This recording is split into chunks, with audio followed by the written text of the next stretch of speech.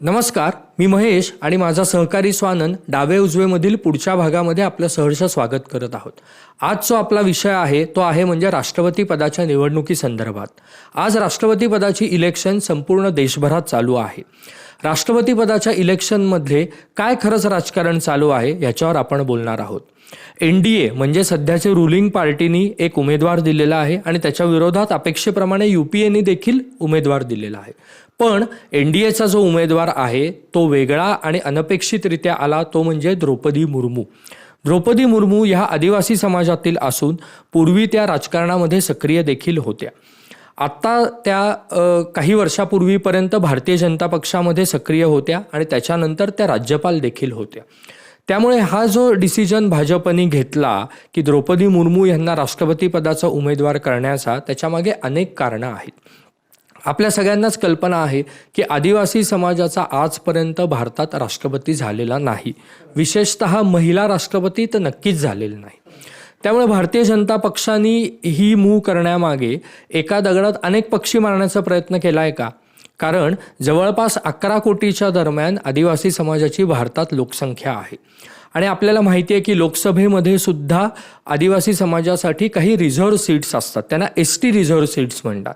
तर त्यासुद्धा जवळपास आपल्याकडे 40च्या आसपास आहेत आणि तिथे देखील भारतीय जनता पक्षाने मागच्या 2 इलेक्शनमध्ये खूप चांगला परफॉर्मन्स दिलेला आहे.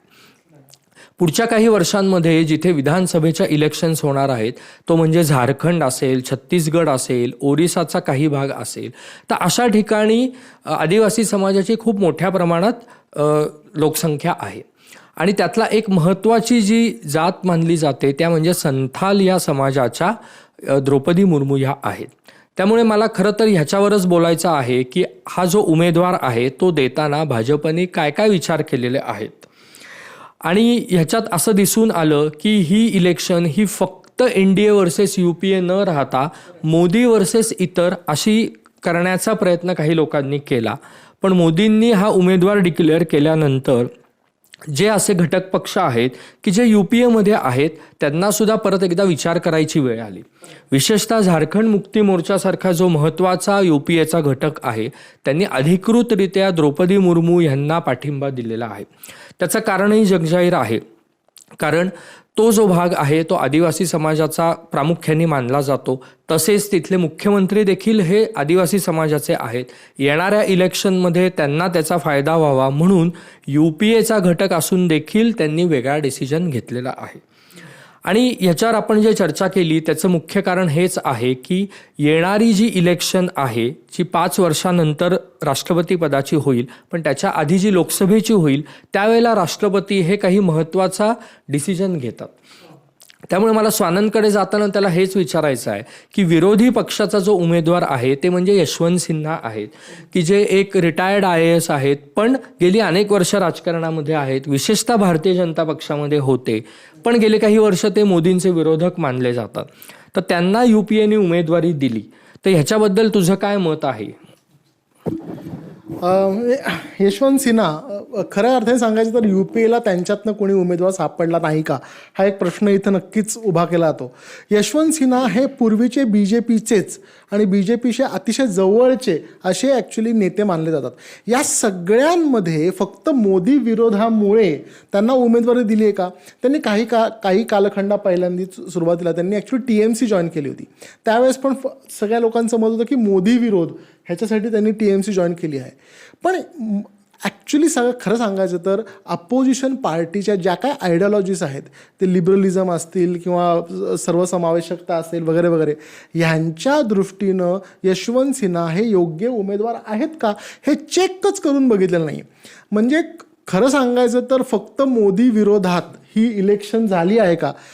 कितीतरी वेळेला हे बघायला मिळालेलं आहे भारताच्या इलेक्शनमध्ये की मोदी विरोध जास्त झाला, त्याच्यामधनं मोदी जास्त तावून सलाखून बाहेर येतात आणि ॲक्च्युली कुठेतरी स्वतःची पॉप्युलॅरिटी परत स्वतःकडे ठेवतात आणि बाकीचे जे मुद्दे असतात ज्याच्यामुळे त्यांना कॉर्नर करू शकता येतं ते मुद्दे हे मागे पडतात.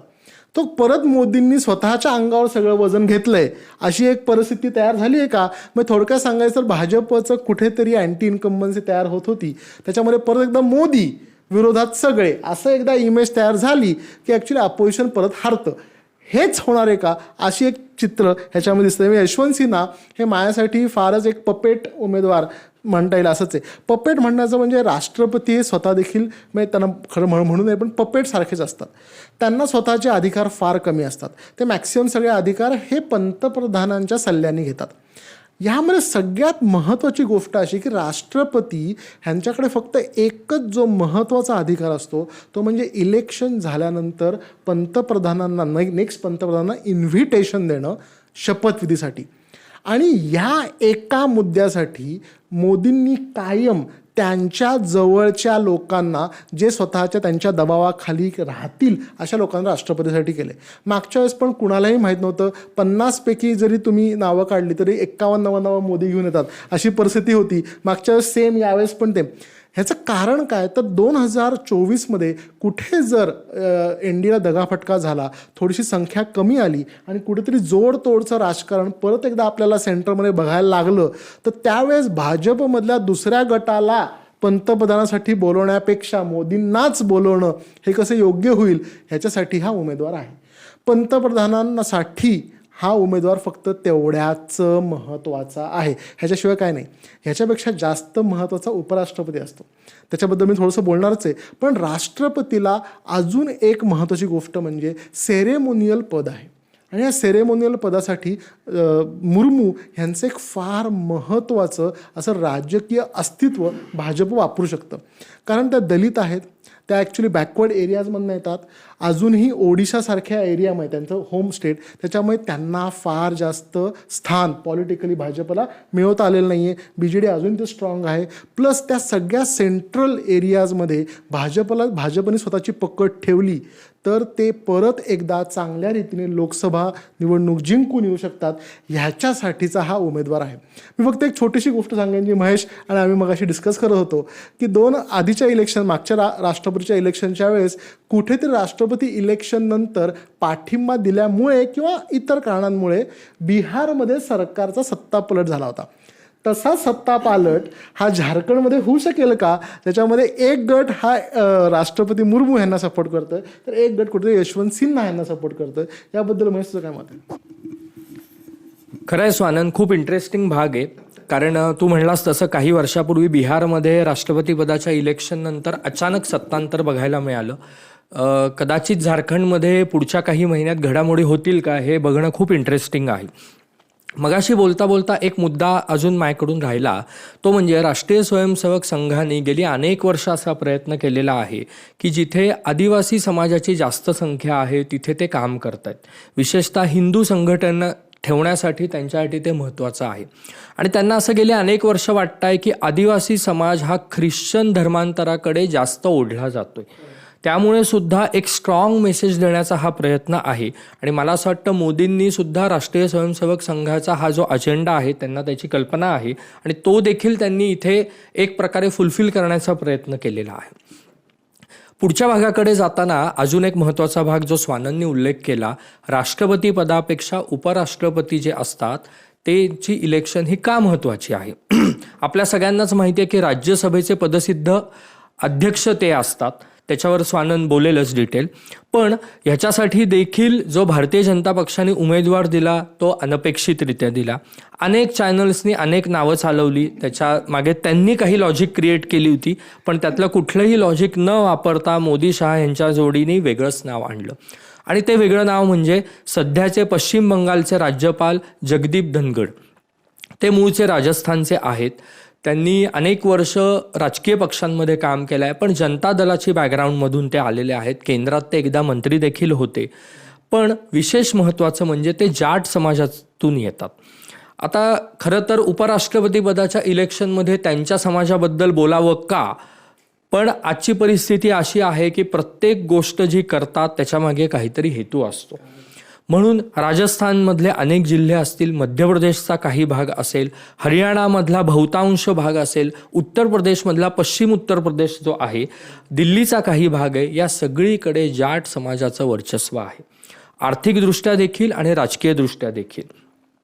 येणारी पुढच्या काही महिन्यांनी राजस्थानची इलेक्शन आहे, ती देखील कदाचित मोदी शहा यांच्या जोडीने डोळ्यापुढे ठेवलेली आहे. तर असे अनेक त्याला कंगोरे आहेत. पण त्याचबरोबर त्यांची एक लीगल बॅकग्राऊंड देखील आहे, ज्याच्याशी बोलण्यासंदर्भातच मी स्वानंदकडे जाणार आहे की हे जी मी कारणं सांगितली ती तर आहेच आहेत, पण पश्चिम बंगालमध्ये खूप प्रतिकूल परिस्थितीमध्ये त्यांनी आत्ता काम केलेलं आहे. ममता बॅनर्जींसारख्या ॲग्रेसिव्ह मुख्यमंत्र्याला त्यांनी अनेकदा अंगावर घेतलेला आहे. त्यामुळे येणारी राज्यसभेच्या इलेक्शन नंतर त्यांच्याकडचा टास्क हा कसा राहील, तुला काय वाटतंय? म्हणजे ॲक्च्युली उपराष्ट्रपती हा माझा हुआ खिलाडी पाहिजे असतो. तो कुठेतरी ॲक्च्युली राजकारण कोळून पेलेला असतो. मागचे उपराष्ट्रपती आपले व्यंकय्या नायडू यांनी ॲक्च्युली एका दावामध्ये एका दिवशी फ्लोर मॅनेजमेंटमध्ये बऱ्याच अपोजिशन लोकांना ॲक्च्युली सस्पेंड केलं होतं आणि त्यामुळे बरीचशी बिलं ही ॲक्च्युली कुठेतरी भाजपला पास करता आली होती. भाजपला आत्ता त्यांची दुखती रग असं मी म्हणेन सलग, दॅट इज ॲक्च्युली राज्यसभा. राज्यसभेमध्ये त्यांचं स्वतःचं असं ॲक्च्युली बहुमत नाही, त्यामुळे त्यांना बऱ्याचशा वेगवेगळ्या पार्टीजवर अवलंबून राहायला लागतं आणि त्याच्यामुळे बरीचशी बिलं ते पास करू शकत नाहीत का, हा पण एक प्रश्न उभा राहतो. प्लस बाकीचे इलेक्शन्स जी झाली त्याच्यामध्ये असं आत्ता तरी दिसत नाही आहे की पुढच्या 2-3 वर्षांमध्ये त्यांच्याकडे परत बहुमत येईल. त्यामुळे अशा परिस्थितीमध्ये फ्लोअर मॅनेजमेंट करणारा कोणीतरी व्यक्ती हा उपराष्ट्रपती असणं गरजेचं आहे. व्यंकय्या नायडू हे ते होते, पण जयदीप धनखड हे तसेच आहेत, कारण त्यांनी अतिशय मोठ्या प्रमाणात म्हणजे खरं सांगायचं तर ममता बॅनर्जी सांगा प्रतिकूल खेळाडू त्यांनी खेळवलेला आहे आणि रोज त्यांच्या दोघांमध्ये जुगलबंदी आपल्याला बघायला मिळत होती. त्यामुळे कुठेतरी ते परत एकदा अपोजिशनवर हवी होतील का, भारी पडतील का, आणि त्यासाठी कुठेतरी भाजपकडनं ही केलेली खेळी आहे. उपराष्ट्रपतींच्या हातामध्ये बऱ्याचशा गोष्टी असतात, ती फक्त एक सेरेमोनियल पद नाही आहे, हे एक महत्त्वाचं आपल्याला इथं जाणून घेणं गरजेचं आहे. आणि त्यांच्याकडे अख्खी राज्यसभेचं कामकाज त्यांच्याकडे असतं. त्यामुळे जसा ॲक्च्युली स्पीकर लोकसभेचा महत्त्वाचा, तसाच चेअरमन ऑफ राज्यसभा म्हणजे उपराष्ट्रपती तो पण महत्त्वाचा. जयदीप धनखड हे ॲग्रेसिव्ह दिसतातच आहेत, ते नक्कीच ॲक्च्युली महत्त्वाचे एका अजून अँगलमध्ये आहेत. ते स्वतः वकील आहेत, ते राजस्थान बार काउन्सिलचे हेड देखील होते, सुप्रीम कोर्टात त्यांनी वकिली देखील केलेली आहे. त्यामुळे सगळे लिगल आस्पेक्ट्स देखील ते कोळून पेलले आहेत. त्यामुळे ते तिथं वापरतील ह्याच्याबद्दल अजिबात साशंकता नाही. मला फक्त शेवट मी एकाच गोष्टीवरनं करणार आहे, ते म्हणजे मार्गारेट अल्वा. ज्यांना काँग्रेसने स्वतःच्या पार्टीमधनं काढलं होतं, त्यांनी काँग्रेसवर स्वतः बरेच आरोप ठेवले होते की पैसे देऊन उमेदवार वगैरे वगैरे वगैरे जे काही झालं होतं, त्या मार्गारेट अल्वांना ही उमेदवारी UPAकडनं का दिली गेली ह्याच्याबद्दल अजूनही प्रश्नचिन्ह आहेत. बरेचसे UPAमधले मेंबर्स हे नाराज होऊन त्या सभेतनं बाहेर गेले. सो असे उमेदवार का देतं आहे काँग्रेस, जे ॲक्च्युली फार तुटपुंजे आहेत का, मोठे उमेदवार त्यांना मिळत नाही आहेत का, राष्ट्रपती पदासाठी देखील आणि उपराष्ट्रपती पदासाठी देखील त्यांना कोणी मोठा उमेदवार मिळत नाही आहे का, ही त्यांची ॲक्च्युली कुठेतरी बॅकसाईड म्हणजे फ्लिप साईड आहे का, आणि ते आत्ताच ॲक्च्युली कुठेतरी भाजपसमोर त्यांनी लोटांगण घातलं आहे का, हे देखील आपल्याला बघणं गरजेचं आहे. त्यामुळे उपराष्ट्रपती पदाच्या आणि राष्ट्रपती पदाच्या निवडणुकांमध्ये एक गोष्ट मात्र नक्की दिसते आहे, ते म्हणजे मोदींचा पगडा, आणि त्याला अपोज करण्याची कुणामध्ये आत्ता तरी क्षमता दिसत नाही आहे, हे सिद्ध झालं आहे. आमचा आजचा व्हिडिओ तुम्हाला सगळ्यांना कसा वाटला हे नक्की आम्हाला कळवा. लाईक करा, सबस्क्राईब करा आणि बेल आयकॉन मात्र नक्की दाबा. धन्यवाद.